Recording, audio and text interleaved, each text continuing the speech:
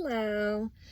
I'm early to an appointment, so I'm filming this reclined in my car so I can give my back a little rest. I just took my brace off because, man, excuse me, the brace, it just kind of digs into my back. It does offer support when I'm standing, but sitting, it just digs into the muscles, the paraspinals that run along the side, either side of your spine. And on the right side, they're just flared up. It's the right side has always been the worst through all of this, and mine are just really, really tight and flared up, and the pressure from the brace just is a little too much.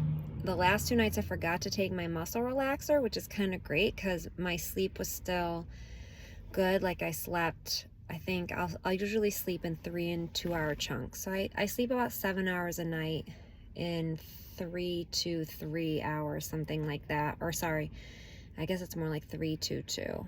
I usually get about 7 hours. So anyway, I always think I know what I'm going to talk about, and then my mood changes and develops. So I really want to tell you about the prayer for healing that we had at my church on Sunday, which was so awesome. And I want to share more about how God has been working in my life and how he was working in my life leading up to all of this. But one big thing is that for over a year, or for about a year, I felt really compelled to return to church. And deciding on a church felt like a really big decision that I wasn't prepared to make. I was so afraid of joining a community that I didn't feel accepted. I was really fearful of rejection. And some of these were probably irrational fears, but I was overthinking it. And I had a few different friends talk about their churches and invite me to their churches, but that almost seemed to complicate things. How do I choose which friend's church to go to? So anyway, one day a close friend of mine, a friend who sort of had a return or renewal of faith at the same time I did, texted me and said, "Hey, my pastor goes to your gym." And I thought that was so funny and a definite sign or nudge from God to stop overthinking it and just go to this church. So I joined Bethany Covenant Church in Bedford, New Hampshire. And the first day I was there, I cried. I cry every time I'm there just because I feel so filled with the Spirit. But I cried that day because I felt this is where you belong. That was just the resounding message in my head. This is where you belong. You're right where you belong. And it felt wonderful. So when all of this unfolded, I had only been going to Bethany for a couple of months. And 2 months ago, at the end of May, I guess, or end of June, when I found out I had the pathological fracture, Pastor Chris said we could do a time of healing prayer either during a service or after, and we kind of tabled it because I think we agreed that it might be better if I found out my actual diagnosis and even treatment plan, or just have a better handle on what I was even facing. So it's taken about 2 months to really get there, and so we landed on August 21st, which was last Sunday. And 9 or 10 days before, I texted a few friends to say, "Hey, my church is going to do this time of healing prayer. You might be able to stream it if you're interested." And I sent that to my best friend Viv, who lives in New York City. And she wrote back, "Well, we're thinking of coming next weekend," which was the same weekend. So it worked out that Viv was here for that, along with another close friend who, up until I think the beginning of last month, was still living out in Colorado. And my sister was there with her husband and my stepmom, and this woman Kathy, who is my friend and guardian angel, came from a few hours away to be there. She actually lived with the boys and me during my divorce. She is an oncology nurse, so she was honestly such a big support system during my divorce, just because she was there at my house during the week when I'd go home. She was just another adult, a support in the house for me to vent to and talk to, and she has had her own experience with abuse and dysfunction, so just was really nice to have her around. And when all this unfolded, I reached out to her, so she's been my guardian angel again, helping me navigate this. And other friends of mine who live more locally were able to be there, which was also just so awesome. I can't even explain how it really just felt like God arranged for everyone to be there and for me to feel really loved and supported. And I also had to get up and sort of speak about my diagnosis and how God has been at work in my life. And I am not really shy about public speaking, but you know, the words just kind of flowed out. It didn't feel scary or overwhelming. And I shared about how I kept praying for 3 specific miracles. The first, I think I've shared in another video 2 of these. The first was that it wasn't lung cancer. And while some of you might be very logical and be like, well, it was never lung cancer if it's melanoma. It was always melanoma. And it might feel that way, but for me, it didn't, because I have a lung nodule and never had any obvious skin lesion. No reason to believe I had melanoma.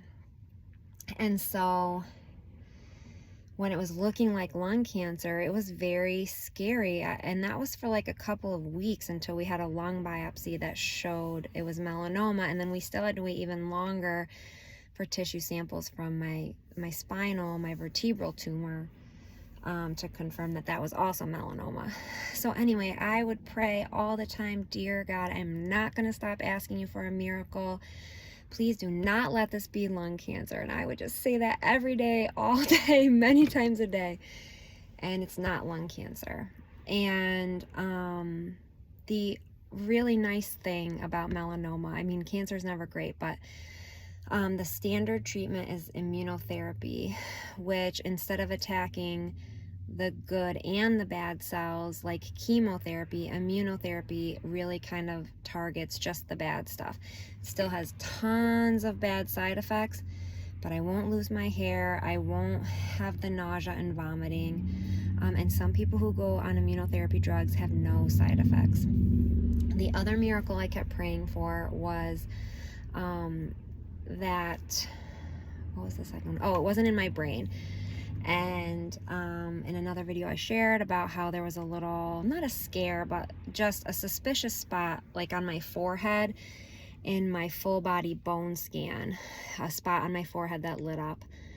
And I just kept praying, dear God, please do not let it be on my brain. And then I had brain MRI last week. The results show that there's nothing in my brain, nothing large enough anyway to show up on a scan. And the truth is, I likely have cancer cells throughout my body. I'm sure there are melanoma cells throughout my body, but they haven't gathered in a large enough mass to show up on a scan.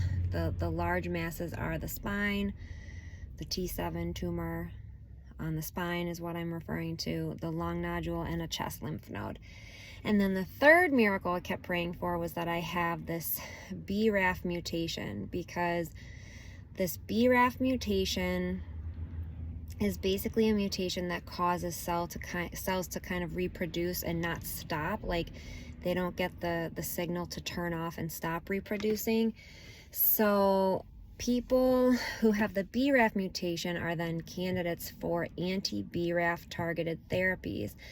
And the targeted therapies actually will shrink tumors in days, which is pretty astounding. So I just kept praying, dear God, please let me have the BRAF mutation. I'm not going to stop asking you. Please let me have the BRAF mutation. And I have it. So that's pretty awesome too.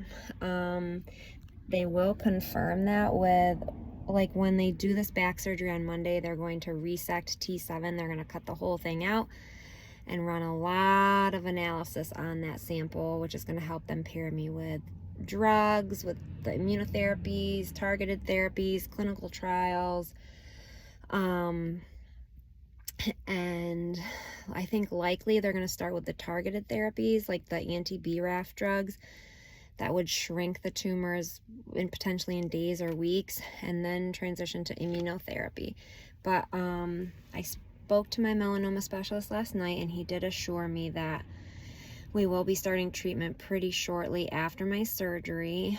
And he also told me that this surgery, he was hoping it was going to be sooner, but he said if any of my doctors were worried that waiting was going to impact my outcomes, obviously they would have pushed for it to be sooner. But he said they're really not concerned that a couple extra weeks of waiting is going to affect my outcomes. So the healing prayer at church was wonderful. I just felt so loved and supported, and it was really nice to talk about how God is at work in my life. And the truth is, I said this at church, if I had to tell you all the ways God has been working in my life, I would fill a book, and I might just have to do that when this is all over. Several people have already told me, you're gonna have to write a book. But I also want to be really honest, and I might cry, about having dark moments, because I have people constantly tell me, you're so strong, you have so much courage, you're so gracious, you're inspirational, you're so amazing, like there's this light in you. And all of that is true. I know it's true, and I'm just being myself. Like in this video, like if you know me, I'm just talking and coming as myself. This is who I am. And I guess this is one of my gifts. Like I'm just good at being able to talk about and articulate what I'm going through. And I know the purpose of that is to help other people who might have similar struggles. But I want to be honest about the fact that it is hard sometimes, and like days or even weeks can go by where I just feel really confident and good, and then I have moments where I really worry about my kids. And I tell the people I'm closest to that I have never really been afraid of death. I remember it used to bother my ex-husband. I think it bothers my current husband. Sorry, Welly, that when I say like I'm not afraid of dying, I'm really not, because I think I've always known that like going home to God is like the ultimate gift. And I believe that with my whole heart. But what I'm afraid of has nothing to do with what I'm gonna miss out in terms of like my life and my future. It's about my kids and just wanting to like be there for them. I just think I was born to be their mom. I was born to raise them, and that they need me. And while I think their dad and I are meant to heal a lot of our relationship through this, and that this is gonna not only like help me and him repair our relationship, but also even like strengthen his relationship with our kids as well as my relationship with our kids, I still think they need me. And I think that like I have a way of just being with them, meeting their emotional needs, and just parenting and mothering in a way that they just won't get from anyone else but me. And I just know I'm a really good mom, and doesn't mean I don't fuck it up sometimes, but I'm a good mom. And so in those dark moments, I just ask God, dear God, please spare my children the sorrow of losing their mother. And I just believe that I'm more used to you down here than up there.